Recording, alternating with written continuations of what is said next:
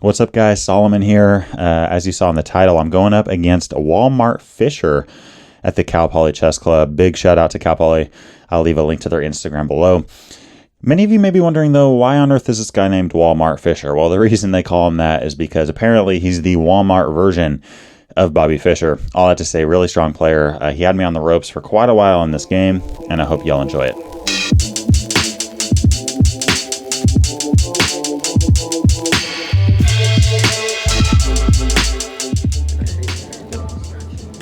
What's your name? Aiden. Aiden, cool.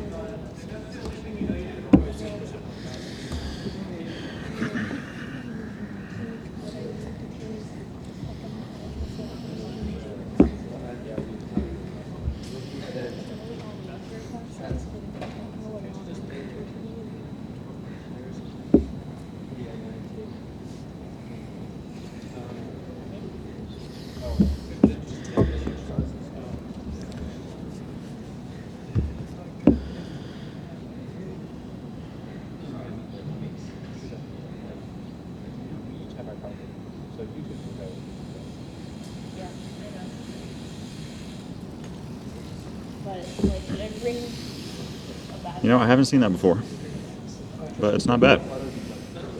I like trying out new things. Yeah, I can see that. Okay. I was gonna hit you with the CARO-KANN, but Yeah. plans changed. What am I? Wow.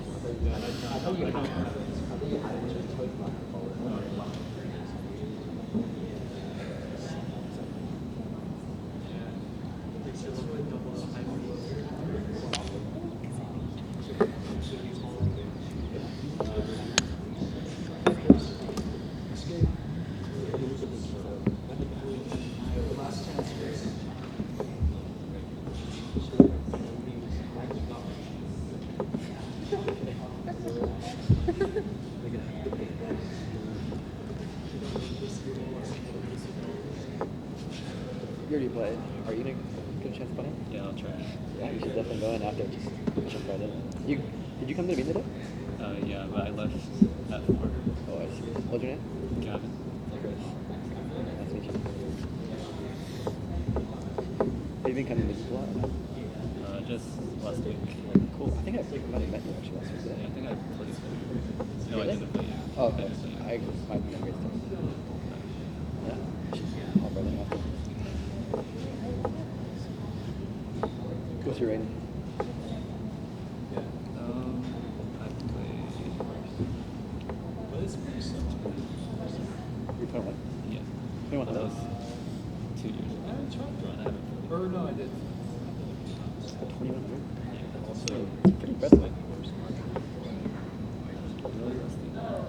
Yeah, but I mean, at your worst, you're probably what, 1800? That's still insane.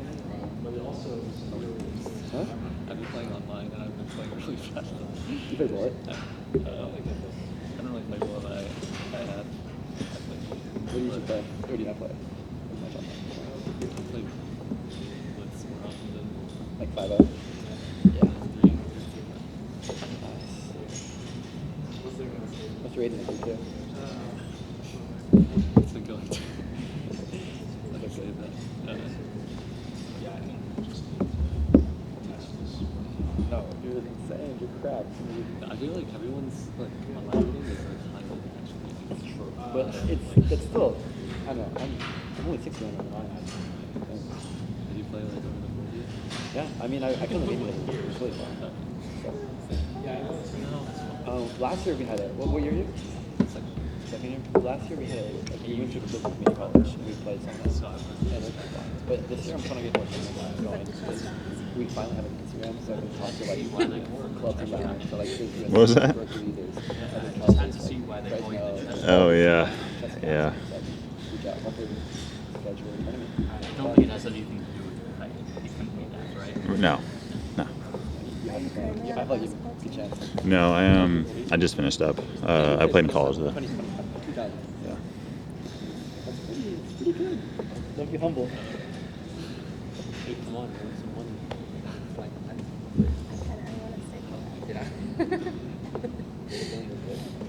No, just I like that Nice. Let's see what that is. Also, because you have expectations,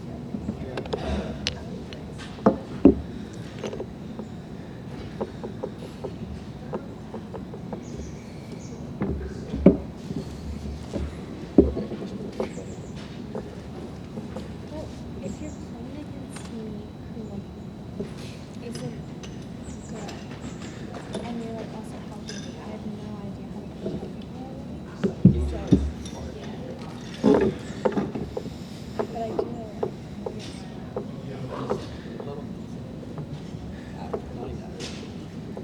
You're really sound.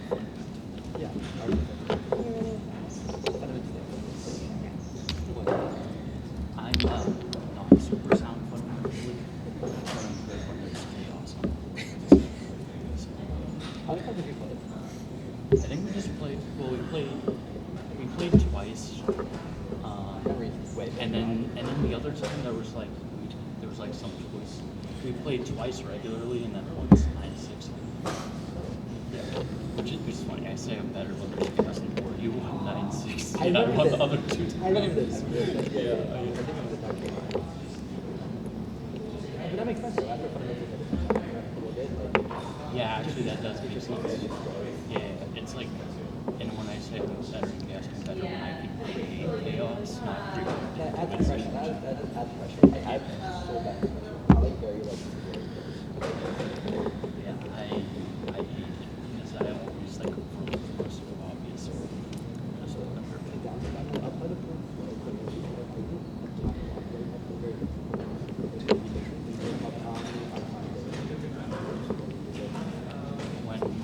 When I'm 10 minutes, I'm always up time.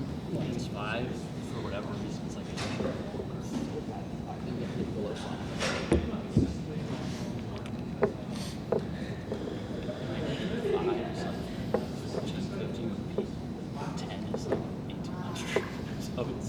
it's a draw.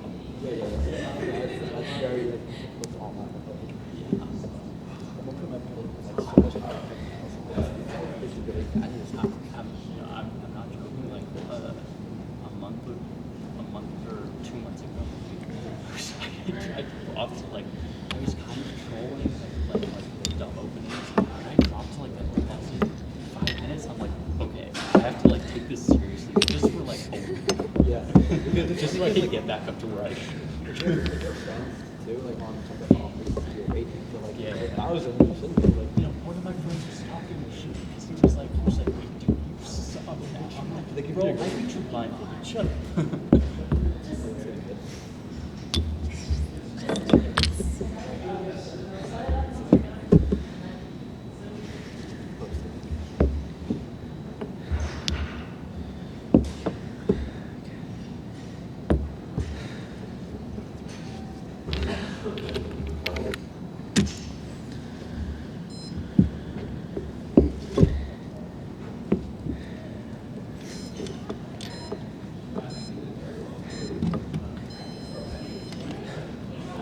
How do you? I think it's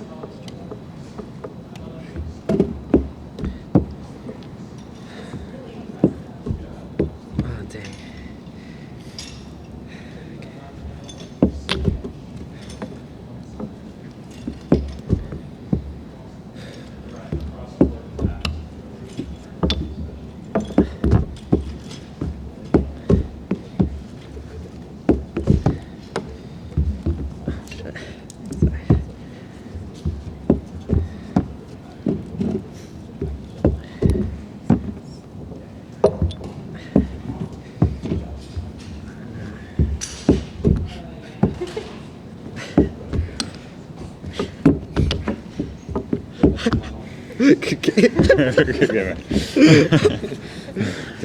Whew.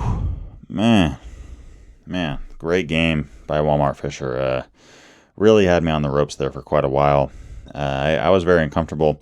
Really, the moment that he played this move of F5, right? You know, I see this move c6. By the way, if you're an e4 player and you see an opening that you really don't like to play against, you can always just transpose into the king's Indian attack, which is what I try to do here, right? Usually I'm just going to play knight f3, castle kingside, but here he played this move of f5, opening novelty, never been played before at the master and grandmaster level, at least in over the board chess.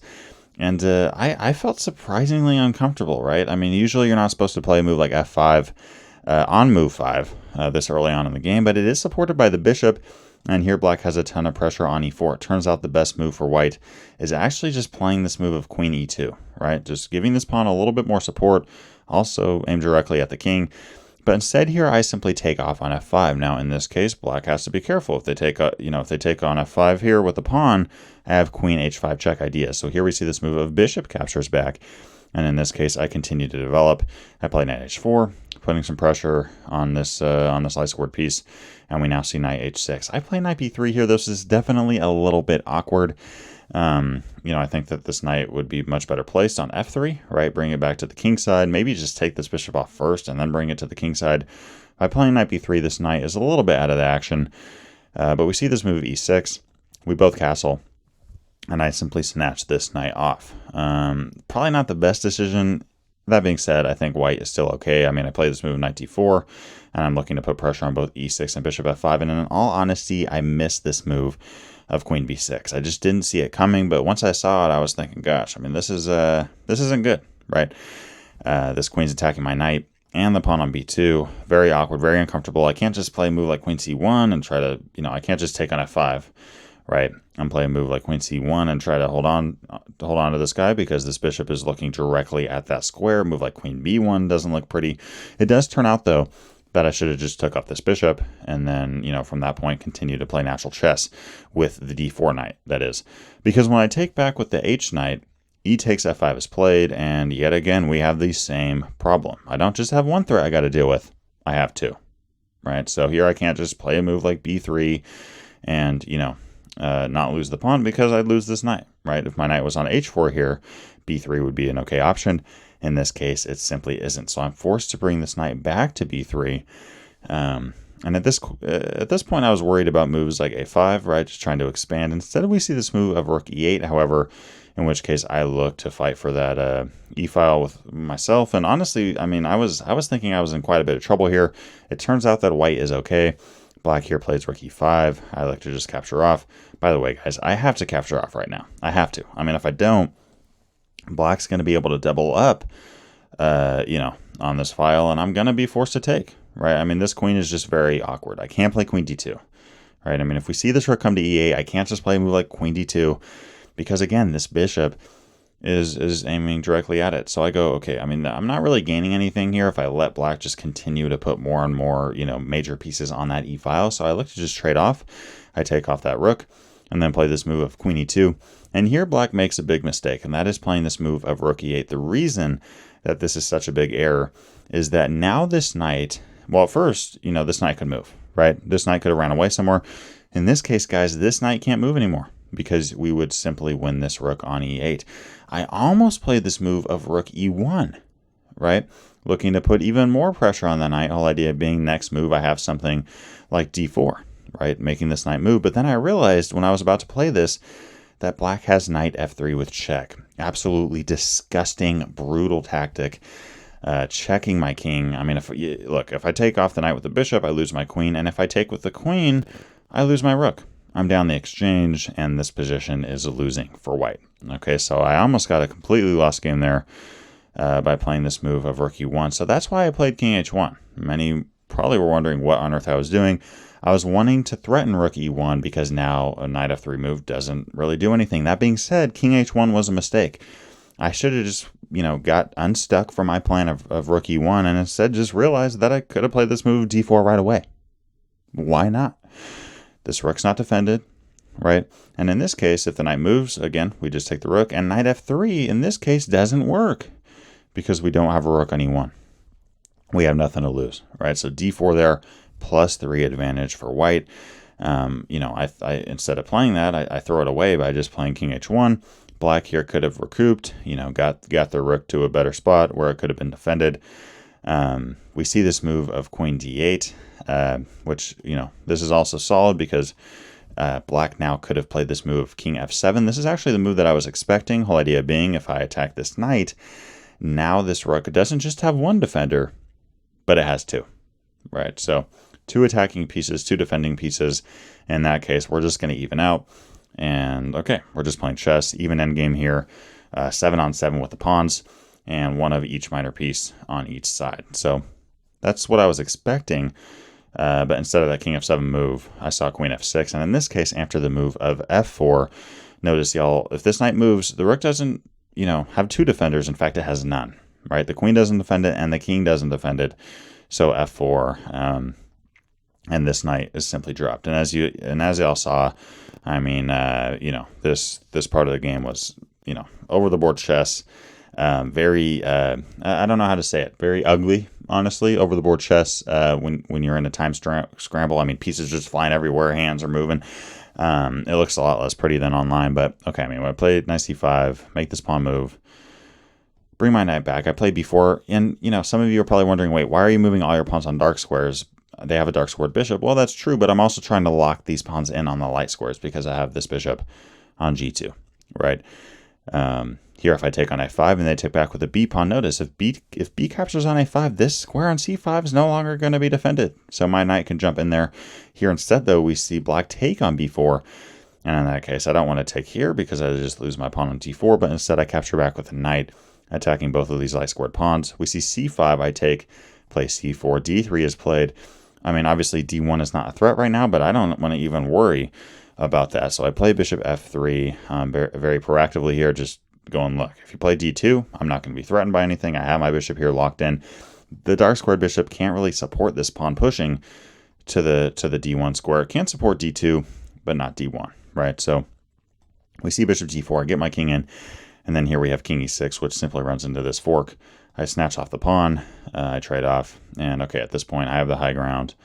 Play bishop b5, and okay, I push my pawn down. He plays h4. I almost took on h4, but then I realized, like, oh gosh, what happens if I stalemate him or something? So I just made a queen, and here he resigns. But again, great game by our guy Walmart-Fischer. Okay, the Walmart version of Bobby Fischer. And it's something to think about. I mean, I got to look more into this move of f5, but as white, I felt very uncomfortable against it. It just felt like there was so much pressure on e4, and yeah, it just didn't seem comfortable. So, if you are playing the CARO-KANN and you do face this kind of King's Indian, transposition a lot because people don't like playing against your opening, you can think about this. It is an interesting option. As always, thanks for watching today's video. Let me know down in the comment section below what you thought of it, what other videos you'd like to see. And as always, I'm wishing y'all a great day, great week, great month, great year. Keep it going and going. And I'll see you on the next one.